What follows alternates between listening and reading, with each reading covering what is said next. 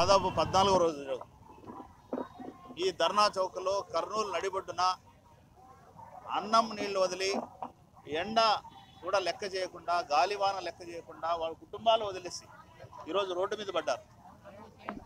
మరి 14 రోజులైనా ఇక్కడున్నటువంటి ఎమ్మెల్యేలు కానీ మంత్రులు కానీ కనీసం ముఖ్యమంత్రి చెప్తే కలెక్టర్ కానీ ఎవరు కూడా వాళ్ళని కనీసం పరామర్శించడానికి రాలేదు. మేము ముందొస్తే ప్రతిపక్షాలు రెచ్చగొడతాయి, ఈ ప్రభుత్వాన్ని మీద ఎగదోస్తారని మా మీద అబండాలు వేస్తారు. అందుకోసమే 14 రోజుల వరకు ఎదురు చూసాం. వాళ్ళ న్యాయమైనటువంటి డిమాండ్లు పరిష్కారం చేస్తారని మేమంతా ఆలోచన చేశాం. కానీ ఇప్పటి వరకు గవర్నమెంట్ నుంచి ఎలాంటి స్పందన రాలేదు. అందుకోసమే తెలుగుదేశం పార్టీ తరఫున జిల్లా అధ్యక్షుడిగా నాతో పాటు మా నాయకులందరూ కూడా వచ్చారు. అదేవిధంగా కొడుమూరు ఇన్ఛార్జ్ ప్రభాకర్ గారు వచ్చారు.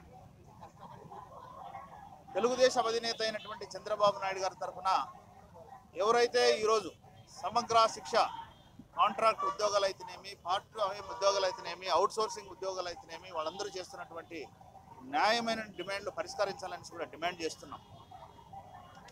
ఈ డిమాండ్లు అనేవి కూడా కొత్త కాదు. దాదాపు సంవత్సరాల కొద్దీ యువత అంతా ఎంతో కష్టపడి మండల స్థాయిలో పట్టణ స్థాయిలో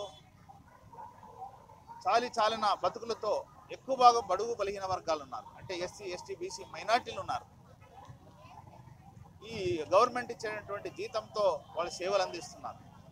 వాళ్ళ న్యాయమైనటువంటి డిమాండ్ ఏంటంటే సుప్రీంకోర్టు తీర్పు ప్రకారం సమాన పనికి సమాన వేతనం ఇవ్వాలి.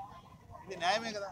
సాక్షాత్ భారతదేశ ఉన్నత న్యాయస్థానమే ఈ రకంగా తీర్పిస్తే దాన్ని అమలు చేయమని వాళ్ళు అడుగుతున్నారు. అట్లనే హెచ్ఆర్ఏ ప్రకారం ఏదైతే ఉందో జీతాలు అడుగుతున్నారు. ఏదైతే కాంట్రాక్ట్ బేస్గా పనిచేస్తున్నారో వీళ్ళందరినీ కూడా రెగ్యులరైజ్ చేస్తూ విద్యాశాఖలో విలీనం చేయాలని కూడా వాళ్ళు అడుగుతున్నారు. న్యాయమైనటువంటి డిమాండ్ ఇది. దీనికి సంబంధించి మరి 14 రోజులైనా ప్రభుత్వం స్పందించకపోవడం బాధాకరం. ఈ సందర్భంగా ఇక్కడ వచ్చినటువంటి సోదరులు సమగ్ర శిక్ష, అవుట్ సోర్సింగ్, కాంట్రాక్ట్, అదేవిధంగా పార్ట్ టైం ధర్నా చేస్తున్న వాళ్ళందరికీ తెలుగుదేశం పార్టీ తరఫున ఒకటే హామీ ఇస్తున్నాం. ఈ ప్రభుత్వానికి ఒకటే అల్టిమేట్ జారీ చేస్తున్నాం. వెంటనే కలెక్టర్ ద్వారా కానీ లేదా ఎమ్మెల్యే కానీ మంత్రులు ఉన్నారు ఇక్కడ, లేదా ముఖ్యమంత్రి కానీ జోక్యం చేసుకొని వెంటనే వీళ్ళ న్యాయమైనటువంటి డిమాండ్ని పరిష్కారం చేయాలని కూడా హెచ్చరిస్తున్నాం. అలా చేయకపోతే 2024లో చంద్రబాబు నాయుడు గారు ముఖ్యమంత్రి అయిన వెంటనే ఏదైతే వాళ్ళ న్యాయమైన డిమాండ్లు ఉన్నాయో ఖచ్చితంగా పరిష్కారం చూపుతామని మీ ద్వారా నేను తెలియజేస్తున్నాను. ఇప్పుడున్న ప్రభుత్వం ప్రతిపక్ష హోదాలో ఉన్నప్పుడు పాదయాత్ర సమయంలో మేము వస్తే మిమ్మల్ని రెగ్యులర్ చేస్తాము, రెగ్యులర్ వేరు కాంట్రాక్ట్ వేరే అన్నారు అప్పుడు. కానీ ఇంతవరకు ఏంది మాకు ఎటువంటిది కనీసము ఇంక్రిమెంట్ కూడా లేదు. 5 సంవత్సరాల నుంచి శాలరీ పెంపుదల లేదు. మళ్ళీ అప్పుడు అని ఇప్పుడు చేయకపోవడానికి గల కారణం ఏమి? అప్పుడు వచ్చిన మాట ఇప్పుడు ఎందుకు రావటం లేదు? 5 సంవత్సరాల నుంచి వెయిట్ చేస్తున్నాము. ఇప్పుడు వెయిట్ చేసే ఓపిక లేక మేము రోడ్డు మీద వచ్చి రోడ్డు మీద ఉన్నాము. కానీ ఇప్పుడైనా ముఖ్యమంత్రి గారు మా గురించి ఆలోచించి ఆయన మనసులో ఉన్నది మార్చుకోవాలని మేము వెయిట్ చేస్తున్నాము. రాజన్న కొడుకు జగనన్న వస్తే మా రాతలు మారతాయి అనుకుంటే కనీసం ఒక చిన్న గీత కూడా మారలేదు. మారకపోను ఇప్పుడు మీరు మమ్మల్ని ఎలక్షన్ టైంలో ఈ విధంగా ఎందుకు చేస్తున్నారని అడుగుతున్నారు. తొందరగా మా కోరికలు కానీ హెచ్ఆర్ పాలసీ కానీ అమలు చేసి వెంటనే మాకు ఏదో మంచి మాట చెప్తారని చాలా వెయిట్ చేస్తున్నాము. కాకుండా ఈరోజు రోడ్లు ఎక్కాల్సిన పరిస్థితి ఎందుకు ఏర్పడింది అంటే ముఖ్యమంత్రి గారు ఆయన ఇచ్చిన మాట తప్పినందుకే. నేను మాట తప్పను మెడమ తిప్పను అని చెప్పిన ముఖ్యమంత్రి, నేను ఉన్నాను నేను విన్నాను అని చెప్పిన ముఖ్యమంత్రి ఈరోజు ఆయన ఉన్నాడు కానీ మా మొర వినే నాదుడు లేడు సార్. మేము దాదాపుగా 15-18 సంవత్సరాల నుంచి కూడా కేజీబీబీ పాఠశాలల్లో పనిచేస్తున్నాం. నాతో పాటుగా ఇక్కడ ఉన్న ఎస్ఎస్ఐ ఎంప్లాయీస్ అందరూ కూడా కొన్ని సంవత్సరాల నుంచి వెయిట్ చేస్తూ ఉన్నారు. ముఖ్యమంత్రులు మారుతున్నారు, ప్రభుత్వాలు మారుతున్నాయి, ఎవరైనా మమ్మల్ని కరుణించకపోతారా అని మేము ఎదురు చూస్తున్నాం. కానీ మా వైపు ఎవరు చూడట్లేదు సార్. అందుకే మేము ఈరోజు సమ్మెలోకి దిగాల్సి వచ్చింది. ఈ పరిస్థితిని కల్పించింది ప్రభుత్వమే. కాబట్టి ఈరోజు మేము ఒకటే అడుగుతున్నాం, మీరు ఇచ్చిన జీవోల ప్రకారంగా మాకు దయచేసి మినిమం టైం స్కేల్ని అమలు పరచండి సార్. అది మేము అడుగుతున్న న్యాయమైన డిమాండ్. దయచేసి సమగ్ర శిక్షలో పనిచేస్తున్న ప్రతి విభాగాన్ని గుర్తు చేసుకోమని ప్రాధాయపడుతున్నాం.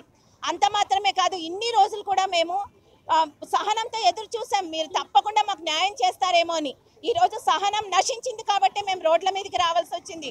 దయచేసి మా వైపు చూడండి. ఒకవేళ మీరు మా మీద కనికరం చూపకపోతే ఈరోజు జేఏసీ పక్షాన, ఎస్ఎస్ఏ ఉద్యోగుల అందరి పక్షాన నేను చెప్తున్నాను, ఈ సమ్మె ఆపేదే లేదు. మీరు ఏమి చేసినా సరే మేము సమ్మె ఆపేది మాత్రం ఎంత మాత్రం ప్రసక్తే లేదు సార్. మా వైపు చూడండి, మాకు న్యాయం చేస్తారని ప్రభుత్వం పక్షాన మేము ఎదురు చూస్తున్నాం. మినిమం టైం స్కేల్ మాకు అమలు చేయండి. మమ్మల్ని రెగ్యులరైజ్ చేయకపోయినా కనీసం మినిమం టైం స్కేల్ కూడా మాకు ఇవ్వట్లేదు సార్. మీరు ఇది ఎంత మాత్రం న్యాయం ఒకసారి ఆలోచించండి సార్. మీరు ఇచ్చిన జీవోల్ని మీరు అమలు పరుస్తారని ఎదురు చూస్తున్నాం సార్. కొనసాగిస్తున్నారు. ఇందులో ప్రధానమైన డిమాండ్ ఏమనగా ప్రతి ఒక్కరిని పాఠశాల విద్యాశాఖలకు విలీనం చేసి రెగ్యులర్ చేయాలనే మొట్టమొదటి ఏకైక డిమాండ్తో మేము ఈరోజు 14 రోజులైనప్పటికీ మేము నిరవధిక సమ్మె దీక్షను మనము ఏర్పాటు చేయడం జరిగింది. అదేవిధంగా సుప్రీంకోర్టు తీర్పు అనుసరించి కనీస వేతనాలను మంజూరు చేయాలి, సమాన పనికి సమాన వేతనాలను మంజూరు చేయాలని చెప్పి కోరడం జరిగింది. అదేవిధంగా contract, outsourcing, daily wage, minimum scale ఇలాంటి ఉద్యోగస్తులు అందరినీ ప్రభుత్వము ఏదైతే హామీ ఇచ్చిందో ఆ హామీ ప్రకారము నెరవేర్చి మమ్మల్ని అందరినీ రెగ్యులరైజ్ చేస్తే మేము ఈ ప్రభుత్వానికి కట్టుబడి ఉంటామని తెలియజేయడం కోరడం జరిగింది. సో అదేవిధంగా మహిళలకు అదేవిధంగా వేతనంతో కూడినటువంటి సేవలు మంజూరు చేయాలని, మెడికల్ లీవ్లు, అదేవిధంగా మెటర్నిటీ లీవ్లు, పెటర్నిటీ లీవ్లు ఎలాంటి వేతనం లీవ్లు లేకుండా పనిచేస్తూ ఉన్నారు. కాబట్టి పనికి అనుగుణంగా వేతనాలను మంజూరు చేయండి, మమ్మల్ని రెగ్యులర్ చేయండి, విద్యాశాఖలో విలీనం చేయండి, సమాన పనికి సమాన వేతనాలను మంజూరు చేయండి. హెచ్ఆర్ పాలసీని లేదు మాకు మినిమం టైం స్కేల్ను మంజూరు చేస్తూ మా యొక్క మినిమం హెచ్ఆర్ పాలసీని మంజూరు చేసి ఉద్యోగులకు కనీసం ఆర్థిక భద్రతను కల్పించాలని చెప్పి ఈరోజు ప్రధానంగా డిమాండ్ చేస్తున్నాం. కాబట్టి మా ప్రభుత్వాన్ని యొక్క మరో ఒకటే ఏమంటే ఆకలి కడుపులతో ఈ ఉద్యమాన్ని ఇంకా ముందు కొనసాగుతాం తప్ప ఎలాంటి విరమించే ప్రసక్తి లేదు. ఎందుకంటే ఉద్యోగస్తుల యొక్క సమ్మతమైనటువంటి డిమాండ్లను నెరవేర్చాల్సిన బాధ్యత ప్రభుత్వాలపై ఉంది. ఇచ్చిన హామీకి అనుగుణంగా, పాదయాత్రలు ఇచ్చిన హామీలకు అనుగుణంగా ప్రతి ఒక్క ఉద్యోగిని రెగ్యులర్ గత 2005 సంవత్సరం నుంచి ఈ ప్రాజెక్టుల్లో మారుతున్నాయి, కానీ ఇంతవరకు ఎంబీ ఆఫీస్లో పనిచేసే సిబ్బందులు అయితేనేమి, కేజీబీలో సిబ్బంది అయితేనేమి ఎవరు కూడా ఇంతవరకు సరైన న్యాయం జరగలేదు. ఇతర ప్రాజెక్టులలో, ద్వామా ప్రాజెక్టులలో హెచ్ఆర్ పాలసీ అమలు చేస్తున్నారు. అది కూడా ఒక ప్రాజెక్టే, ఇది కూడా ఒక ప్రాజెక్టే. అయినా కానీ ఇక్కడ మధ్యలో తారతమ్యం ఎలా ఉందంటే చూడండి, మేము అంతా బానిసల్లాగా మా శ్రమను దోచుకుంటున్నారు. మా మండల విద్యాశాఖ కార్యాలయంలో పనిచేసే మెసెంజర్లు, ఆఫీస్ సబార్డినేట్లు, కంప్యూటర్ ఆపరేటర్లు, ఎంఐఎస్ కోఆర్డినేటర్లు, సిఆర్ఎంటీలు, పార్ట్ టైం ఉద్యోగులు, కేజీబీ ఉద్యోగులు అందరూ వీళ్ళు పనిచేయడం వల్ల ఈ విద్యాశాఖలో అందరికీ, ప్రతి పిల్లలకు, పేద విద్యార్థులకు అందరికీ న్యాయం జరుగుతుంది. మా డిమాండ్స్ వచ్చేసి ఒకటేనండి, మేము గత 16 సంవత్సరాల నుంచి పనిచేస్తున్నాము, ఇంతవరకు మళ్ళీ రెగ్యులర్ చేయలేదు, హెచ్ఆర్ పాలసీ ఇవ్వలేదు, సమాన పనికి సమాన వేతనం అంటే కూడా ఇవ్వలేదు. 23% ఇస్తామంటే ఏ విధంగా ఇస్తారు మీరు? 23% ఇవ్వడం మేము సమంజసం కాదు. ఎందుకంటే ఇప్పుడున్న పరిస్థితులలో కుటుంబ పోషణకి కొంచెం 23% దానివల్ల మాకు సరైన న్యాయం జరగదు. మా యొక్క ఉద్యమం సమ్మె అనేది ఖచ్చితంగా మా న్యాయమైన డిమాండ్లు హెచ్ఆర్ పాలసీ ఇస్తే దీనిలో ఉద్యోగ భద్రత వస్తుంది. అవుట్సోర్సింగ్ వాళ్ళు కాంట్రాక్ట్ పద్ధతిలోకి మారుతారు. దానిలో అన్ని హెచ్ఆర్ పాలసీ అన్ని యొక్క మా డిమాండ్లు అన్ని దాంట్లో వస్తాయని మేము మెయిన్గా వచ్చేసి హెచ్ఆర్ పాలసీ కోరుతున్నాము. ఎందుకంటే ఇంత హై క్వాలిఫికేషన్ వాళ్ళందరూ ఉన్నారు.